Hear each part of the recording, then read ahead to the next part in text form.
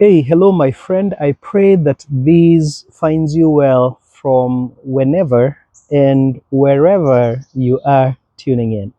So, the other day I asked Google how many people are on the earth right now.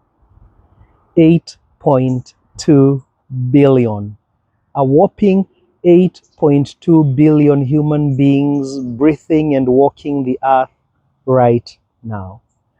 And what I find fascinating is that we are all connected, and we don't always realize that because, granted, there are things that separate us, like geography, number one. Number two, we look different.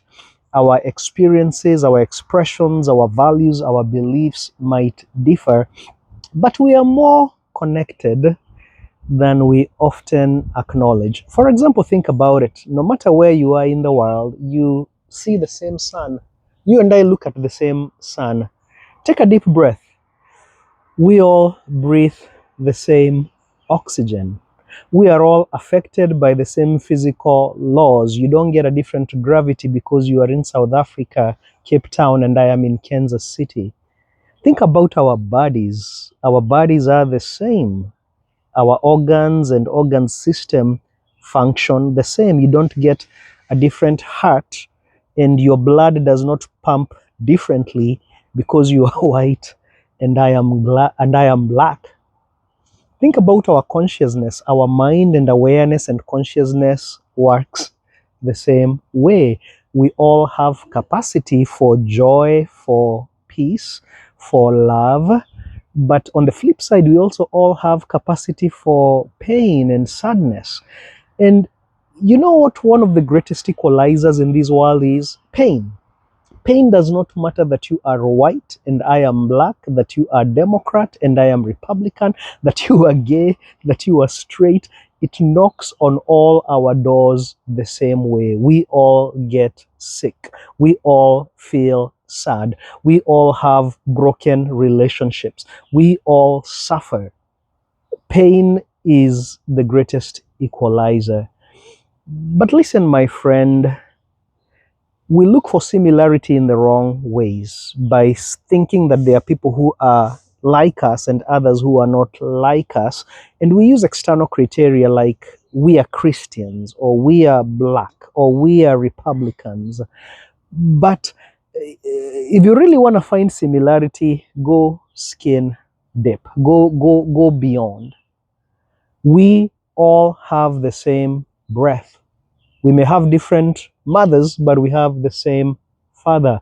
We are all part of the same life force. We are all part of the same DNA.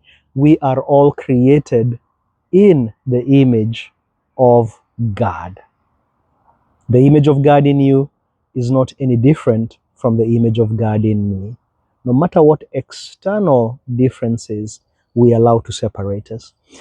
But my friend, I find it also incredible that while we are all the same because of some of the things I mentioned, none of us is the same at the same time because of this little thing called a fingerprint. Even identical twins are not identical. But what's true of your physical fingerprint is also true of your psychological fingerprint. Your psychological makeup is unique to you. Your spiritual DNA is unique to you. If you take it a step further, our personalities, our backgrounds, our experiences, our passions, our did I say perspectives? You have a unique all of the above. You have a unique purpose. Isn't that cool?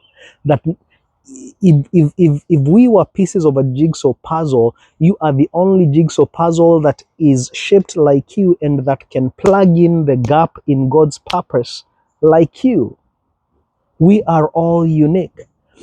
You know, I find it interesting that when Moses encountered God with a burning bush and God gave him the job to go get his people out of Egypt, and Moses asked God, "Who should I say sent me?" God said, "Go tell Pharaoh that I am, that I am sent you." God is the great I am. But have you ever thought about the fact that when we refer to ourselves, for example, when I'm introducing myself to you, I will tell you, I am. I am Evans. I am a Kenyan. I am a Kenyan American now. I am a black man.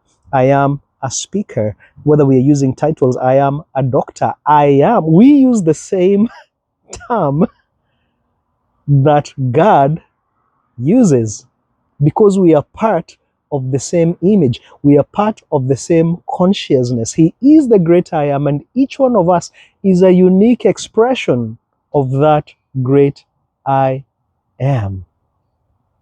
Each one of us is the same because we are part of the same consciousness, but simultaneously, what looks like two parallel realities that are irreconcilable really are. We are the same, yet each one of us is unique.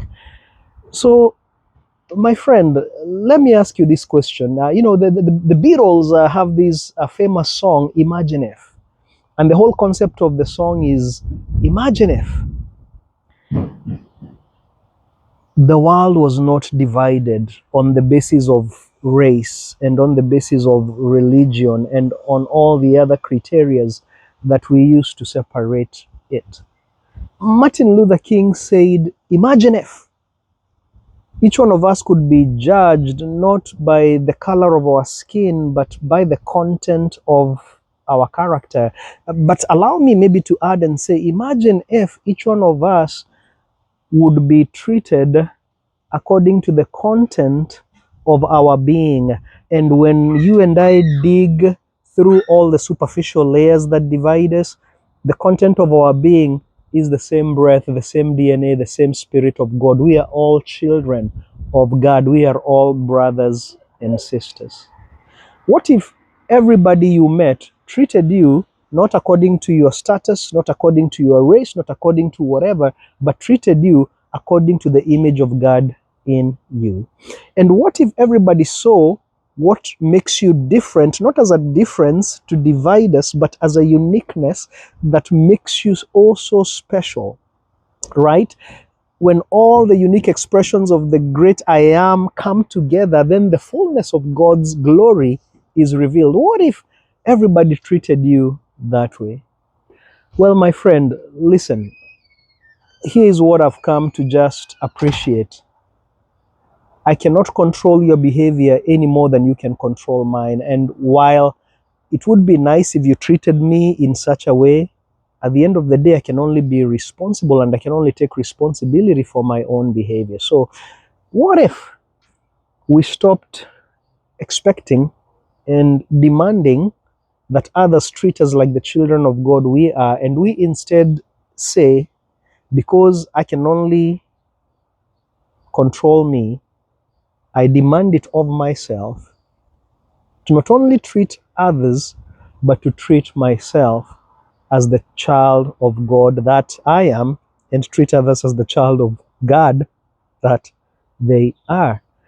I want to suggest that, in the words of Mahatma Gandhi, you and I will become the change that we want to see in the world. And in the words of Jesus, in that way, you and I will be shining our light as the unique light of the world that you are and I am. And as you shine your light in your corner and I shine my light in my corner, maybe, just maybe, we will make this incredible world and this incredible human experience and this incredible consciousness that we all are a part of. Whether you're thinking of the 8.2 billion people in the world currently, or all the billions that have been and all the billions that will come, we are all one, and we are all connected and part not just of God's story, which I like to call history, but we are all part and parcel of God's heart. Imagine if. That's it, my friend. Blessings until next time.